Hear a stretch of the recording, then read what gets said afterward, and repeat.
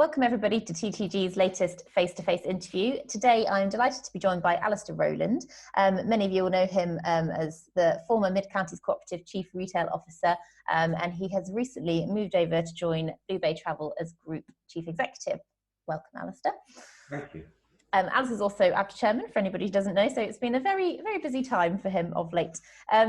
Alistair, if you don't mind starting, just for anybody who's not familiar with Blue Bay Travel, to just fill us in a little bit on the model and the company and any plans going forward. Okay, well, Blue Bay Travel actually sits within the consortium of Co-op as its largest member. Transacts about 15,000 passengers. The value end of luxury, so 4-5 star, and is well known for Mexico and Caribbean, although is growing very quickly into Indian Ocean too. It operates on a subscriber model, so people join the database and get better deals when they further join the subscriber model, and sells direct to its database, also through third-party channels, Travelzoo, Holiday Pirate, Superescapes, and also within the Co-op family. So we operate as a tour operator to the 400 agencies within Co-op as well, in terms of our atoll bookings and accommodation only. So Blue Bay's well placed, well funded. It has investment from LDC owned by Lloyd's, who are very supportive investors, and took an investment.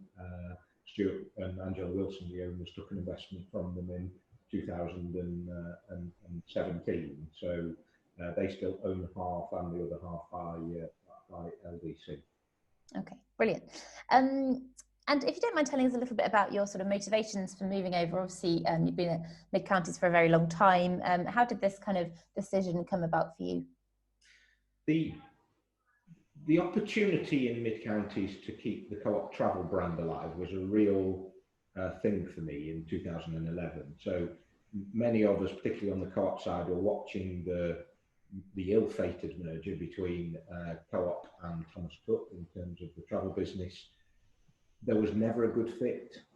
It never looked like a good fit. Co-op already sold 40% of its stock that was Thomas Cook already, and really by the time the deal actually went through CMA approval, everybody, including Manny and Thomas Cook, had gone. So you know, the deal happened, but it never looked like it was going to be successful. Not because Thomas Cook attempted to do bad things to Co-op, they really didn't.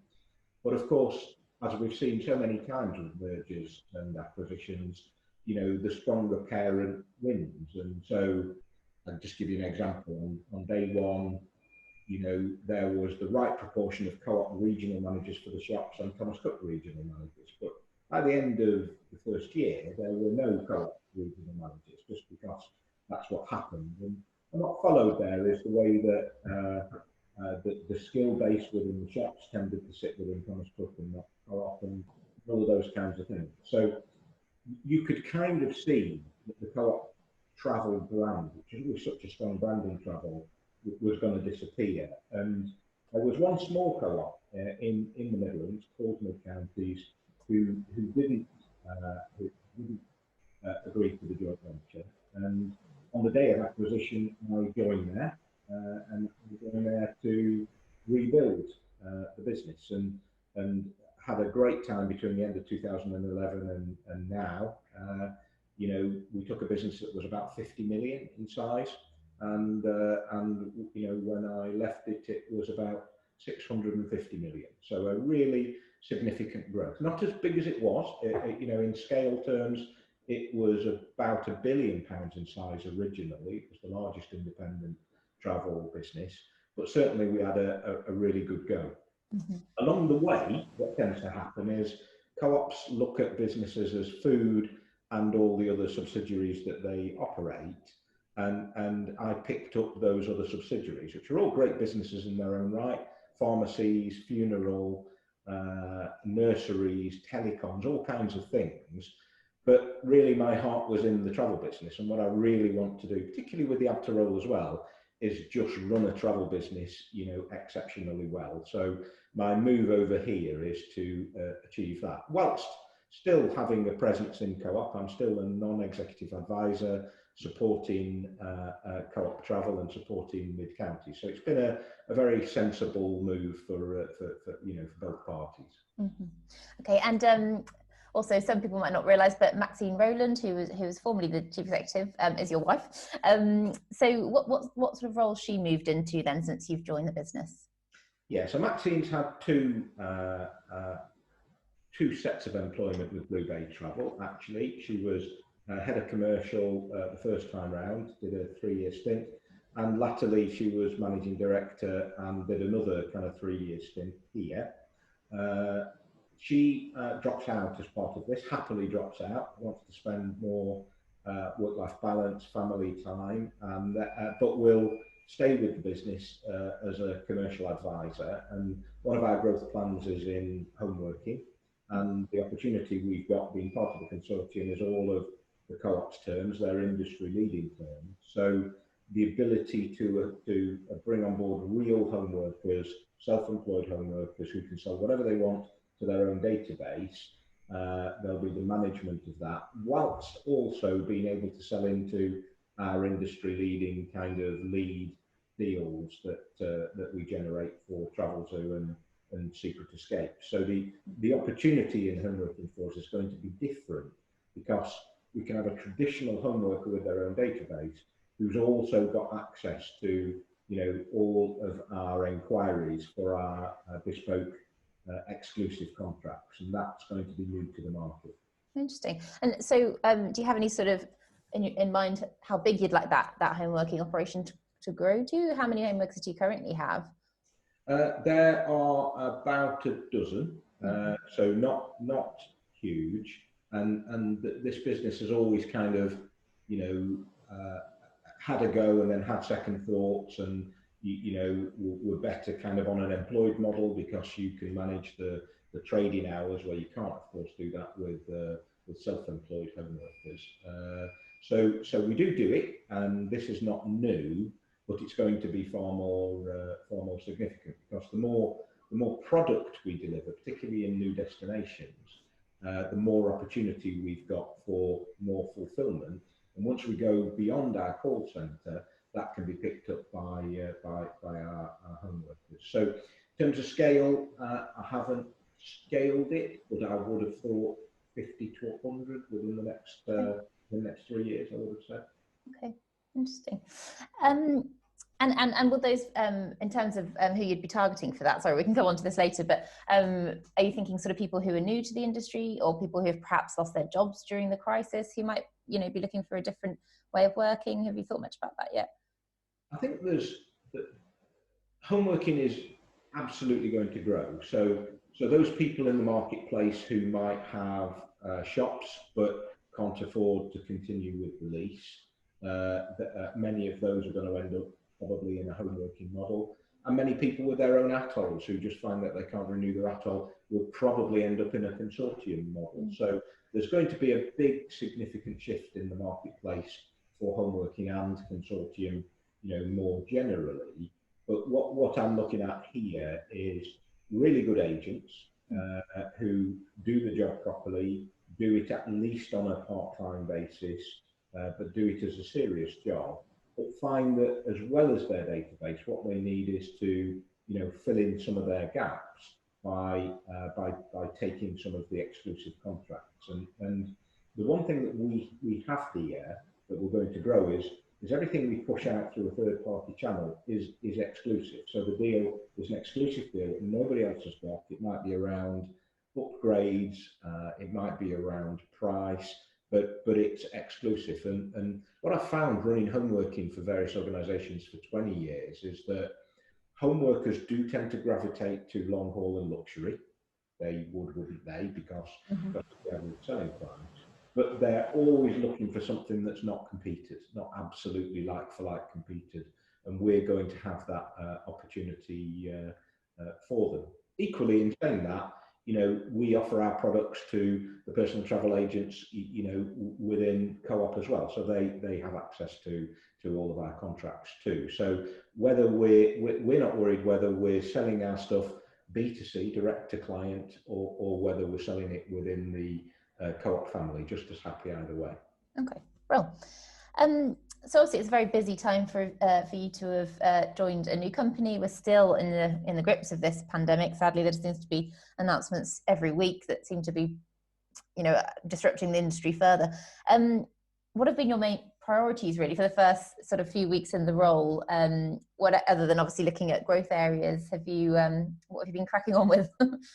Well, I think what I found here, and perhaps something I didn't really expect, is that when you put the right product in front of the right audience, and it's either exclusive enough or there's enough value in it, that people will still buy. So people will still buy for future seasons. So like most businesses, we've got to pay the bills to get through the winter. And what I've been talking to the business about is exactly what that looks like. How many bookings, what we need to do, how much value per booking, what keeps the lights on, so that we can harvest, all the cash we've got as a business to get to, the summer 21 season. So what I found is we're selling more than most because we're trying really hard to do that.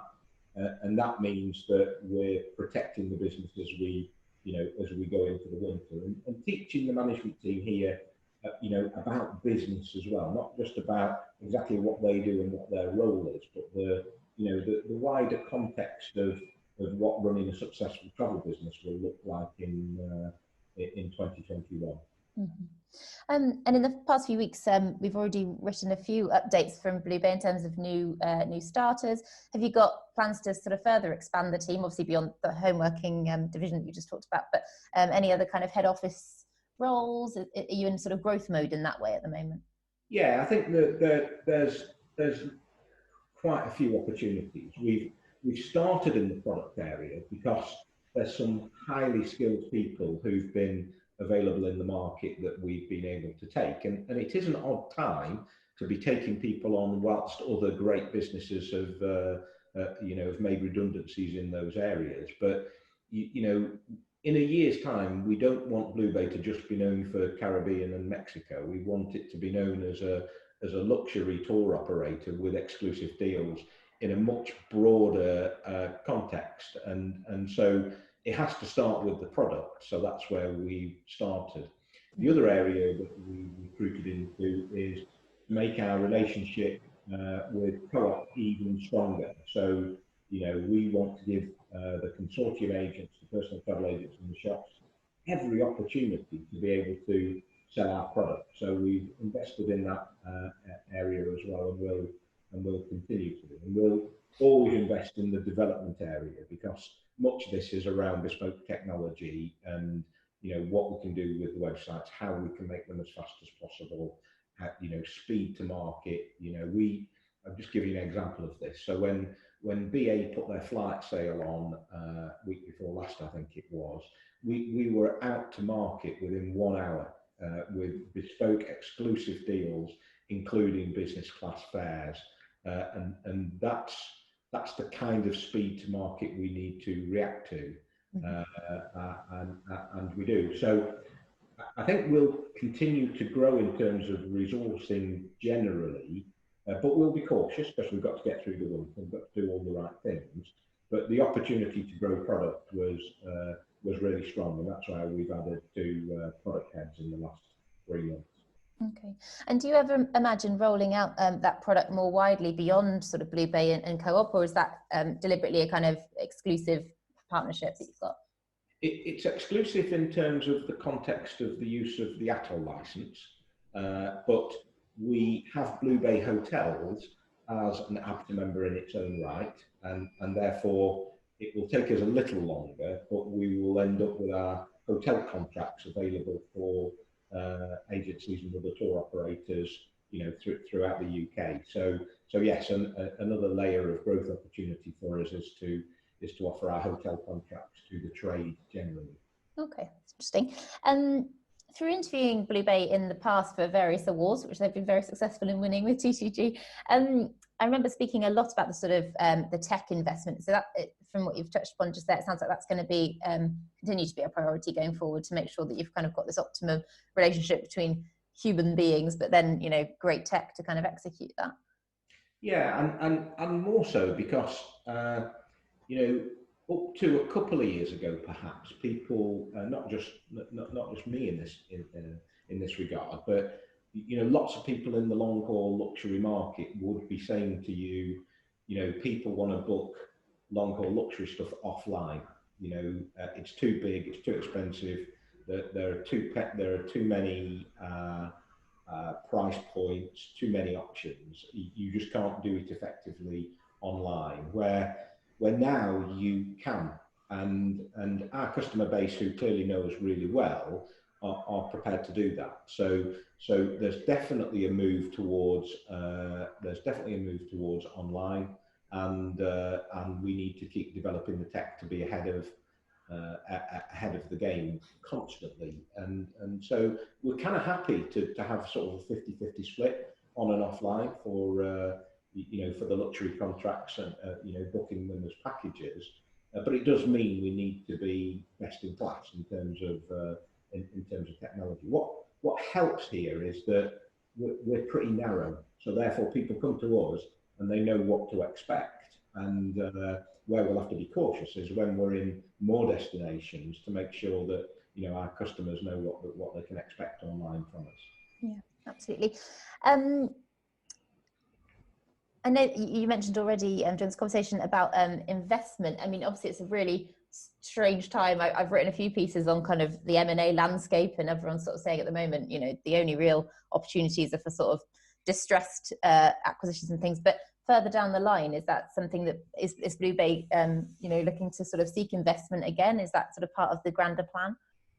Yeah, I think the you know, sadly, out of the back of this, and we'll know when the Atoll renewals complete, you know, next week, how many businesses will make the end of winter and how many won't. But it is expected that it's going to be a narrower market that's going to consolidate. And, you know, Blue Bay's plans, because it's a well-funded and well-supported business, Blue Bay's plans are to acquire. Actually, well, the only thing that's different about organically growing or growing by acquisition is speed, really. So the ambition is to double the size of this business over the next 3 years, and we could do that by adding in specialisms and business, perhaps cruise, you know, other areas that we're not specialists in, or acquire significantly where we see something with like value, and we remain open to acquisition. But timing is really difficult. So, you know, valuing a business right now with the outlook of not knowing when flying starts is incredibly difficult. That's why the M&A landscape is, you know, is as tough as it is. Mm-hmm. Appreciate you might not be able to say much about it, but, you know, there was a talk of Blue Bay's interest in destinology, which obviously has sadly collapsed recently. Is that something that you guys are still looking at all? I don't know how much you can say around that. Well, I can't say whether we were the likely buyer or not. What I can say is that we've always been huge fans of Destinology. I think that's a terrific brand, always was, great in its marketplace. Operates in a different space to us, so it's premium luxury, very bespoke, tailor-made packages. So operates in a very different way, but not dissimilar in terms of size and scale. And we have a website for our upper end clients called Exclusivity in a similar space. They're just kind of much bigger than us. And, you know, the parent Saga have chosen to do an orderly wind down. So that's great. All the creditors get paid. It's more sensible. Sadly, not great for all of the people. But I suspect that, you know, Saga will take a view in the future of what to do with the brand that they own, and whether they want to retain within Saga or sell what remains when they kind of wound down the business. And we'll continue to watch that one really carefully because this technology was a great one and was really powerful, certainly in the Northwest in terms of what it did. Yeah, absolutely. And then just very quickly, in terms of Blue Bay itself, will is the plan still to sort of seek further investment from perhaps private equity in the future, or are those plans still up in the air the longer term?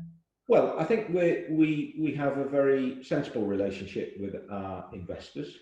Actually, LDC backed by Lloyd's have a number of travel investments, so they know travel quite well.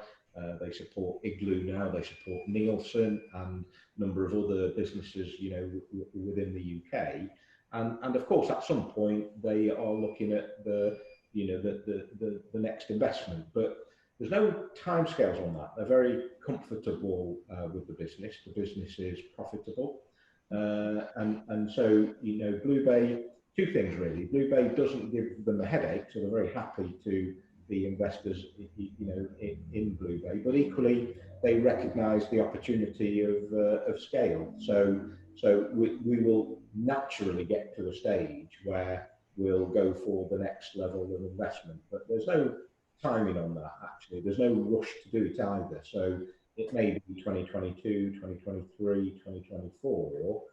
We've just got to continue to grow in a sustainable manner, up to that point. Mm-hmm. Yeah, because it's very interesting. I remember up to sort of about a year ago, it was, travel, especially travel tech businesses were just all that private equity seemed to want. And there were so many high profile deals. And I suppose now it's all a bit up in the air, but then travel's not the only industry, is it, that's struggling. So it'd be interesting to see what happens in that sense in the longer term. So in terms of your role as ABTA chairman, what have been your sort of main priorities in the last few weeks? It's obviously been a hugely busy time. There's been the news about, it must be quite interesting for you, the news about Love Holidays and On the Beach leaving ABTA membership, but you guys being an OTA yourselves, I guess you must have quite a differing view on that in terms of the value of being an ABTA member.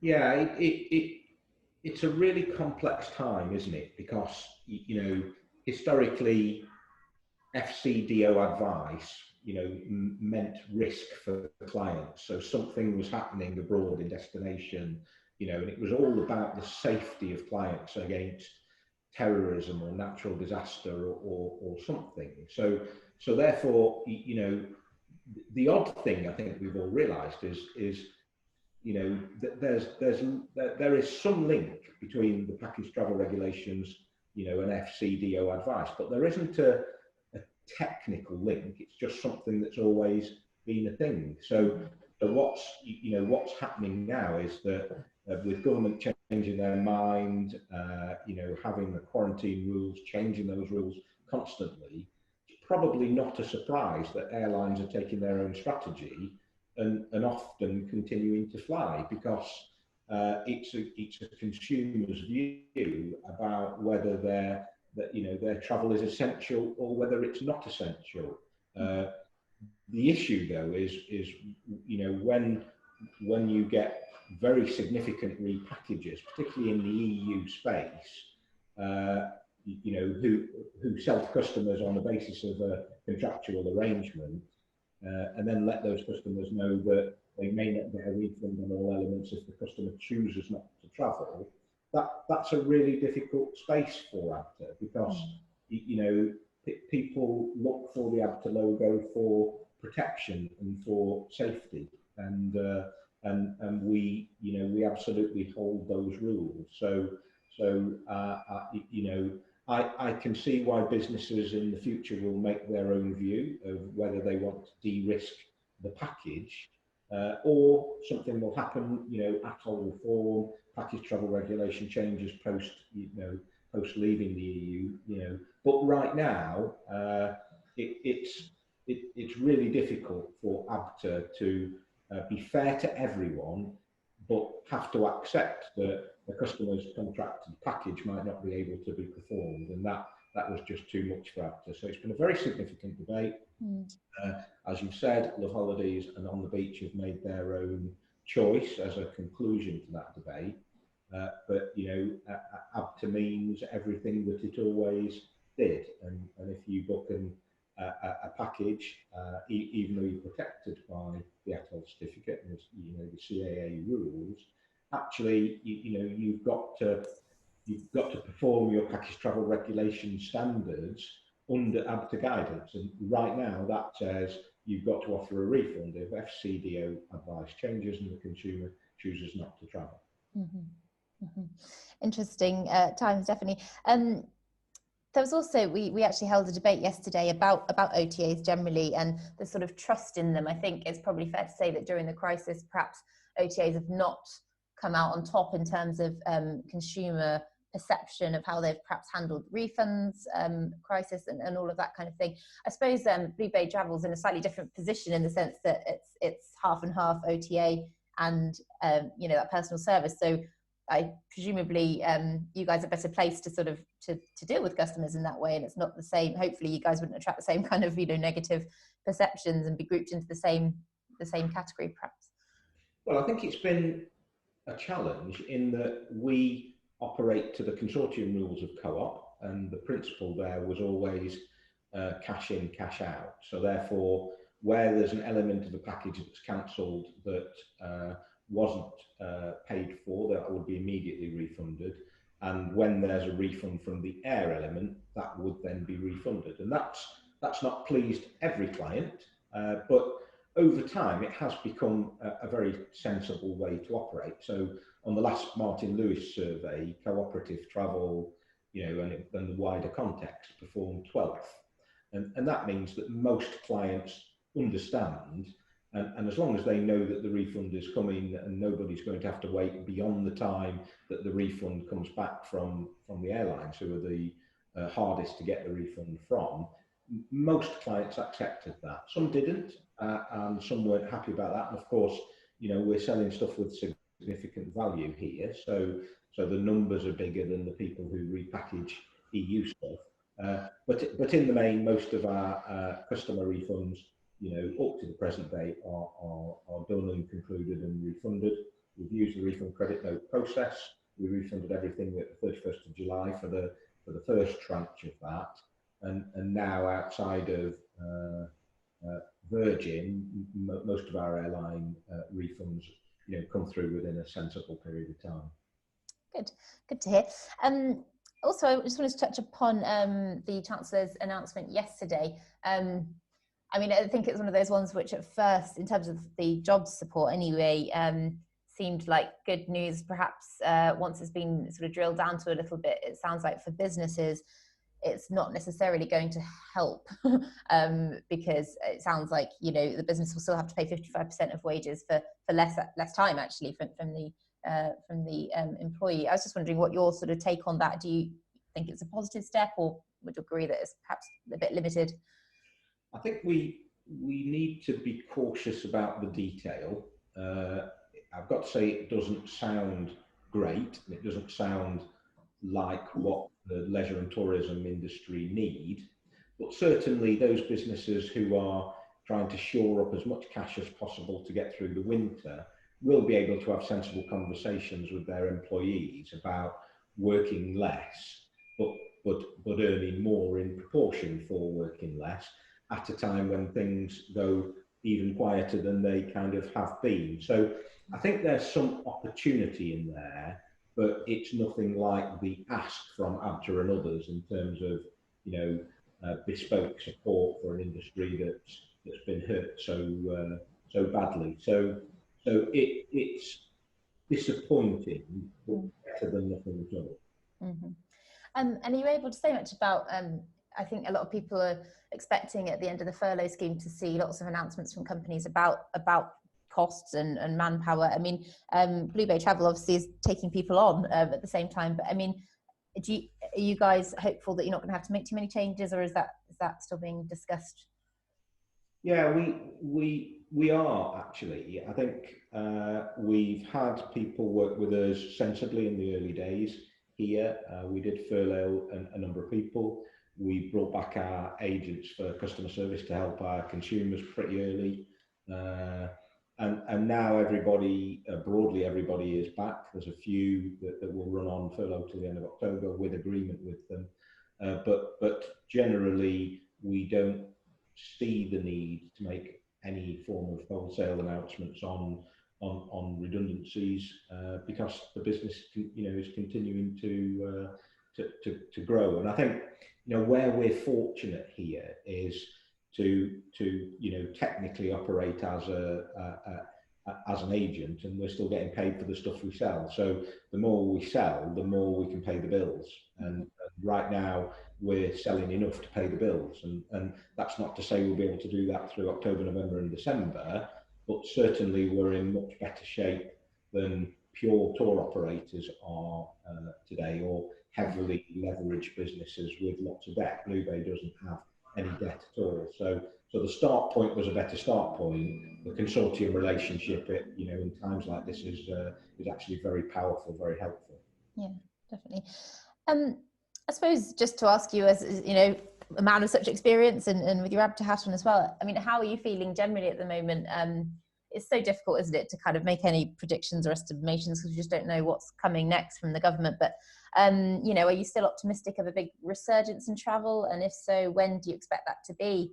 In terms of destinations, I'm guessing it's mostly, you guys specialise in long haul anyway. So you're probably looking quite further out, are you, in terms of bookings?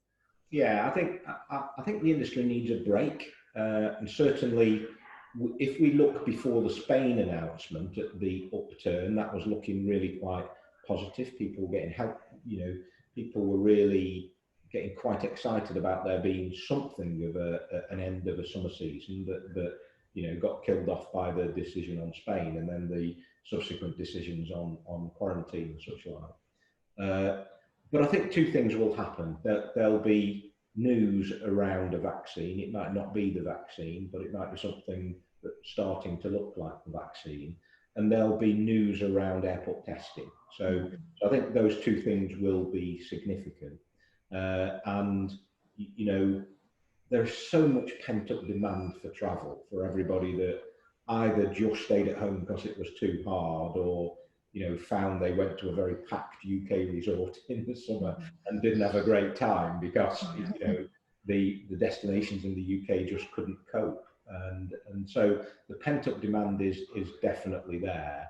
And if we're going to have this for the next 6 months and it becomes a new normal, I think people will travel in 2021 if they can, but things need to change. So, the 20-minute test at the airport, test at the other side, common sense applying will open up travel. And the Mintel research on COVID that came out the day before yesterday, which was an update to a piece they did fairly early on in April.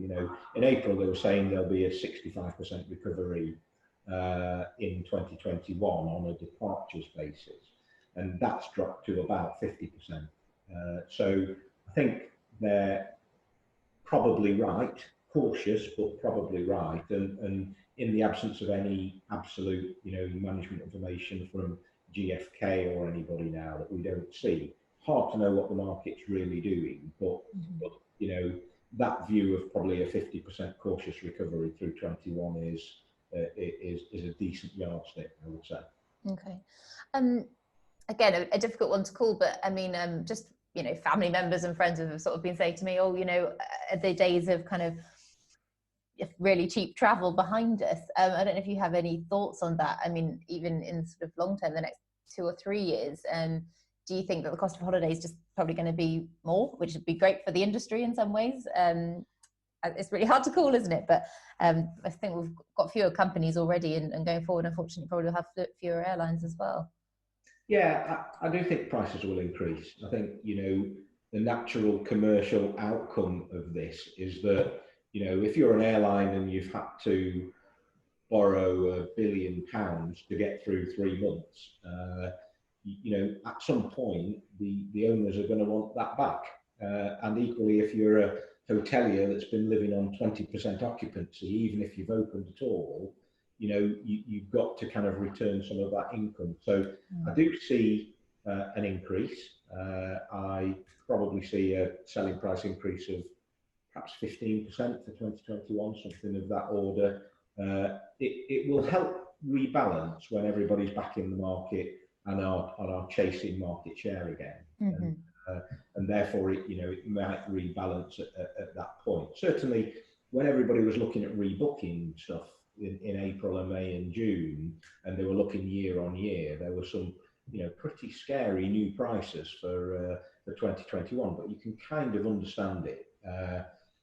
And as you say, actually, prices going up is probably a sensible thing for the industry's survival, going through the next 2 or 3 years up to the predicted 2024 when the volume will return. So, one of our holidays, whether it's £2,000 or whether it's 2,400, I think the clients will still go.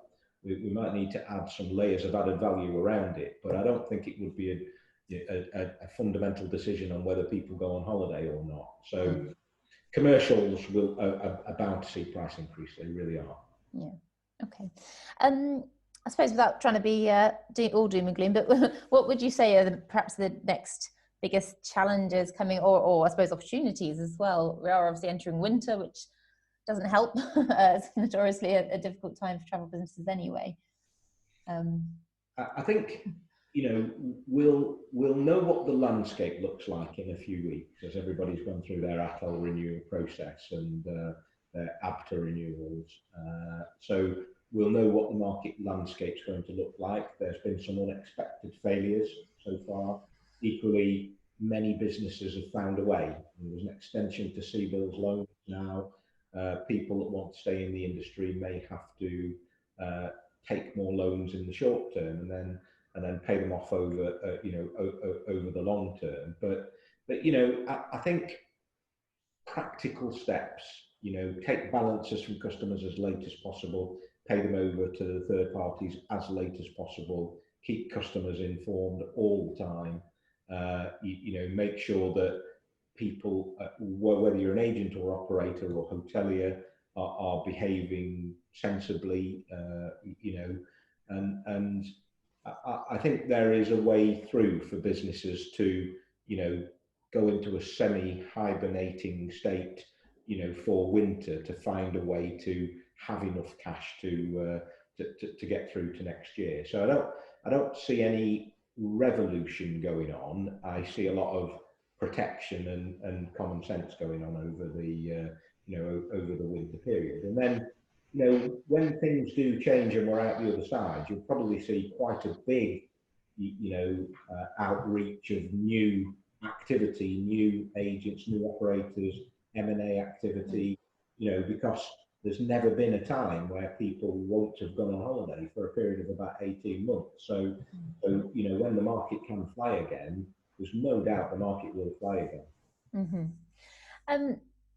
Again, a bit of a doom and gloom question, but does it make you a little bit concerned? Obviously, we've not seen anything of this scale before. There's been, the ash cloud, 9/11, which of course have been terrible and very disruptive, but something that, and even at the moment, Boris Johnson is hinting that, life as we know it is going to be changed for the next 6 months. Does it concern you at all for the industry that, in a few years' time, we might be faced with a similar crisis? Is there anything we can do to kind of try and prepare for that at all? I do think there's kind of been a lot of learning, and everybody's got their own views on how well the government have coped with this, and we're frustrated about Foreign Secretary, Transport Secretary, different decisions, government versus FCO, all of those things that we all know about so well in terms of problems. But if there's one thing that clearly has been going on in the background, it's trying to find a way through a pandemic. And we were almost here before, Spanish flu, almost here before with SARS. It's never quite affected us, but could. And so I think lots of people will be doing disaster recovery planning on pandemic, because the view is there's likely to be another one in the next 20 years, and we've just got to handle it better than we handled this one. And next time around, it wouldn't be a month to get to lockdown, would it? It'd have happened in February, you know. Yeah. And so we may not be in the state that we are in now. But I do think that you know, we need to be ready for it next time around, because it's likely to happen again within our lifetime. Yeah, gosh. Any more positive notes? No, I think you have definitely sort of expressed, you know, that if we can all sit this out and get through the most difficult period, then you know, there's some sort of good times to come in the future. But anything else in terms of Blue Bay? Any other plans from you guys? Sounds like you've already got a lot on your plates. Yeah, I think it, you know, this is a terrific business that just isn't that well known, but it will become more well known. You know, generally, it will be better known in the trade. It will be better known by consumers.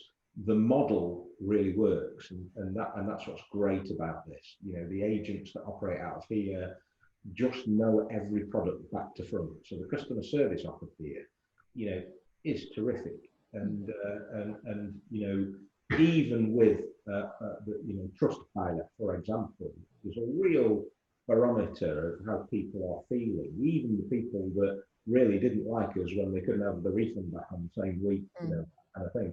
You know, it's still 4.3, and that shows that, you know, build a loyal database, let them know what you do, grow organically, you know, around it but be narrow in terms of what you're offering, and you can hold together a really great business. So for me, you know, what's been achieved in Blue Bay Travel in the 15 years it's been running has been exceptional. The only thing is, it should be twice as big, and that's what I intend to do here. Brilliant. All right. Well, thank you very much for joining us, Alistair, Rowland, and I'm sure we'll be hearing lots more from you and Blue Bay Travel going forward. Great.